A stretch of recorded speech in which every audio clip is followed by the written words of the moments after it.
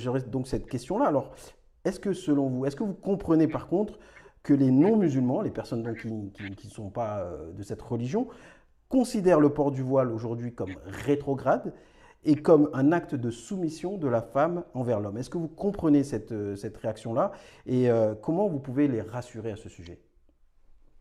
Euh, Bien, si on était dans un pays où les femmes sont forcées à le porter, j'aurais dit oui, j'aurais dit bien entendu, je comprends tout à fait.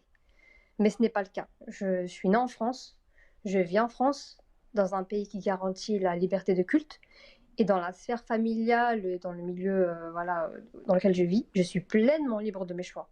Donc non, je ne comprends pas du tout cette vision. Au contraire, permettez-moi de donner aussi ma vision, parce que c'est important aussi de demander la vision des femmes voilées. Pour moi, ce qui est rétrograde, je peux dire aussi que c'est la nudité ou le manque de pudeur. Donc après, chacun ses propres points de vue, chacun sa liberté de conscience. Mais en tout cas, il faut savoir une chose pour rassurer les personnes qui pensent ainsi, personne ne m'a influencé dans mon choix de porter le voile. Avant de porter le voile, j'étais déjà mariée. Donc mon mari et moi, quand on s'est mariés, je ne portais pas encore le voile. Donc, ils ne pouvaient pas me le forcer pour qu'on se marie ou quoi, ou c'était pas mes parents.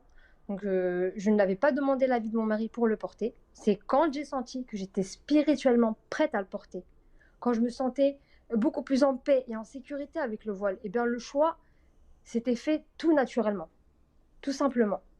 Et il n'y a aucune soumission à un homme. Il s'agit là uniquement, je dis bien uniquement, de ma relation avec mon Dieu et c'est le signe de ma soumission envers lui et uniquement envers lui, envers Allah, je dis bien. Et de plus, le voile ne m'a pas empêché de continuer mes activités. Hein. J'ai continué de travailler, je suis coach sportif, je fais du sport très régulièrement. Il faut savoir qu'une femme voilée peut faire des squats, peut faire des pompes, elle peut courir. Ça ne change rien à la vie de tous les jours. Et j'ai une vie sociale aussi, comme tout citoyen lambda. Et, et surtout, je me sens beaucoup plus épanouie. C'est le plus important. Je me sens apaisée et sereine. Et ce que je veux faire comprendre, en fait, c'est que le voile n'a pas pour but de nous restreindre. Pas du tout. Ça n'a pas pour but de nous mettre en marge de la société. Non, malheureusement, c'est ces polémiques qui ont tendance à nous mettre en marge de la société et à nous stigmatiser. Mais au contraire, le voile n'a pas ce but-là.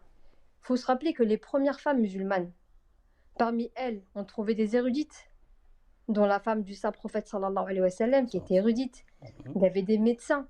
Il y avait beaucoup de femmes inspirantes. Il y a beaucoup d'exemples qui prouvent que le voile n'a jamais été, et aujourd'hui encore, il n'est pas du tout, l'objet de soumission à un homme, ni une prison.